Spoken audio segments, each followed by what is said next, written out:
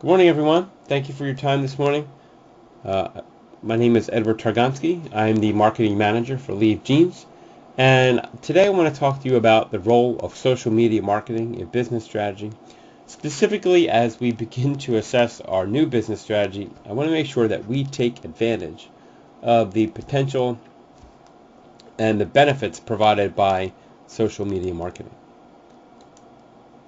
My agenda for today is to review with you some aspects about social media, what it is, and what we mean when we say social media marketing. We'll cover a little bit about the benefits of social media marketing, and I'll talk about the rules around the publishing of content, what the mix should be in the different kinds of content, and then I have at the end a little tidbit of fascinating information that I found while putting this together for you today. So what is social media? We hear it a lot in the news, and we read it in the newspaper and print media, the term social media. But how often do we think about what it really means? So according to Wikipedia, social media is internet-based tools for sharing and discussing information among people. What it's really all about is networking, and networking in a way that increases trust among the parties and communities that are built online. Really, any website that allows users to share content or opinions or views and encourages interaction are classified as social media. So if we were to go out today and begin publishing a blog on our website and allowed users to respond to content, well, then we would fit that broad definition of social media. But when you say the term social media, what most people probably think about are what's called social networking sites, and those are Facebook and Twitter. If you're a photography fan, then we're talking about Instagram and maybe even Snapchat and others. And for our global markets, High Five is another popular one globally that's similar to Facebook in nature. So when we talk about social media marketing, what we really mean, what the main thrust of that term, that topic is, persuading current and potential customers.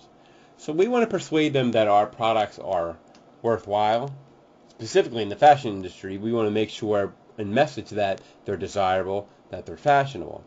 And as we target our market segment, we want to make sure that we're messaging the affordability of our products. While they're fashionable and desirable, we want to make sure that the target market, and our target market is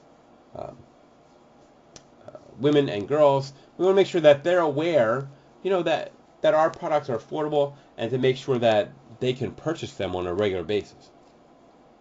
One interesting thing I did find is that the trustworthiness of internet content and social media has really taken a 180.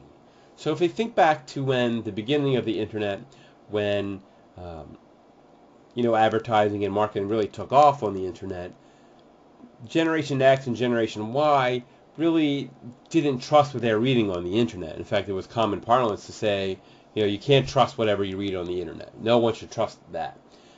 And the trustworthy communications from companies was more of the traditional elements of promotional mix, were broadcast and print media. Whereas today with Generation Z, they find social media to be much more trustworthy than they do the traditional communications from companies. So we want to keep that in mind as we develop our strategy, that the social media mix needs to be as relevant, if not more relevant, than the traditional communication. Now, my recommendations for moving forward to beginning our strategy would be to start with some online communities. So specifically what I'm thinking here is, if you're at all familiar with the website reddit.com, we would use, they have subforums they call subreddits, where that you can target to specific interests and groups and communities. So we would look for women's fashion and target those subreddits to send our message. Additionally, there are some entire sites that are specific just to women's fashion.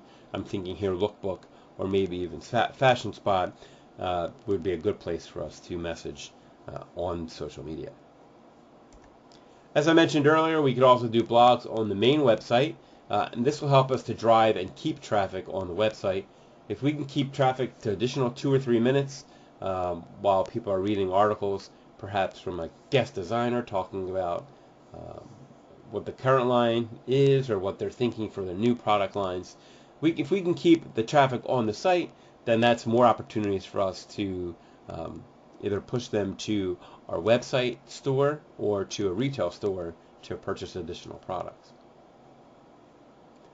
And then as we think, as I mentioned, social networks. So the most popular ones, as we'll see a little bit later, are Facebook and Twitter. So one can leverage those main tools that our target markets are using, and that's where we should start with our social network campaign. So as we talk about social media marketing, what you're going to wonder next is probably, what are the benefits? Why do I want to do this? What does this get me over our traditional marketing methods?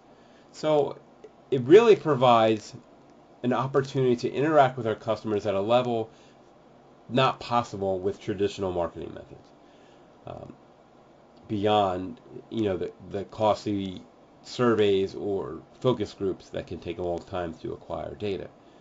With social media marketing, we can have a deeper connection, one-on-one almost, with our customers.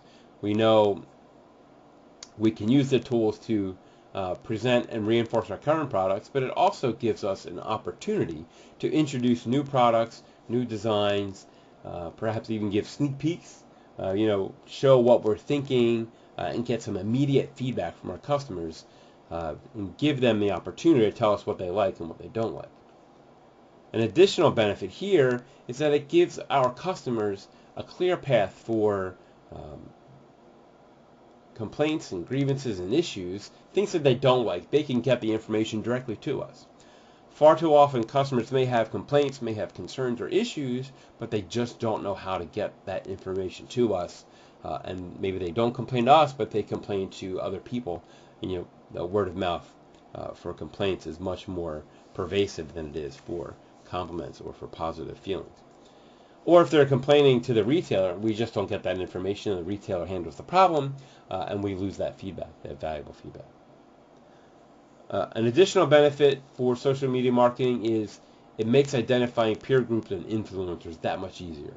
So when our content is shared, we're able to track what is being shared to whom, and then we can direct more marketing towards those people that are being shared with.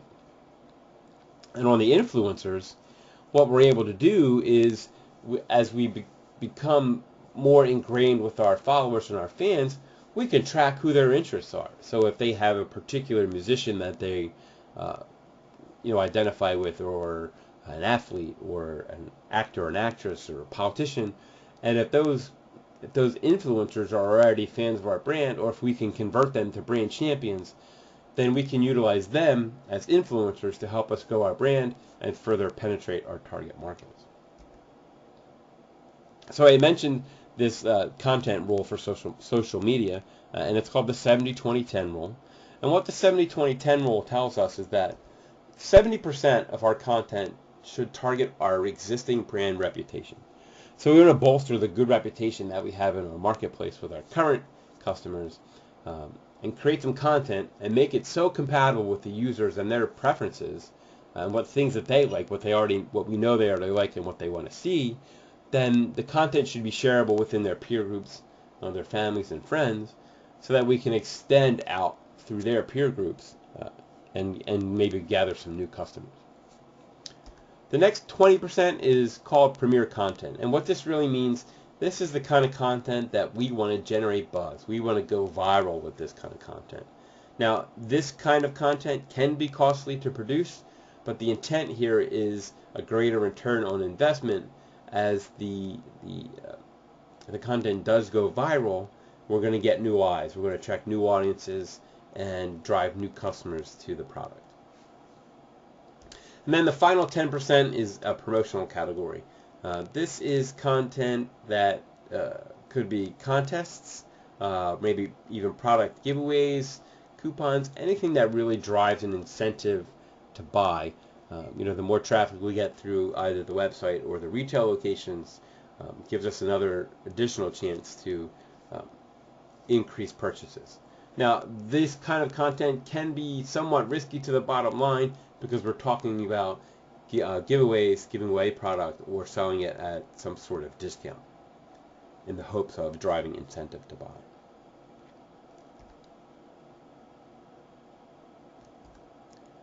So I see we're getting a little tight on time here, so I did promise a little tidbit of interesting information. So what I found by looking through and doing some research on some recent surveys is the target market that we're looking at, females, spend an inordinately large amount of time on social media.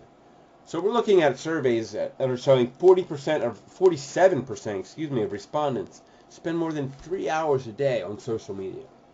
An astounding 17% of respondents spend more than 5 hours a day on social media. If we're able to better connect with our customers and our target market on social media, just think of the amount of time that we can interact with them.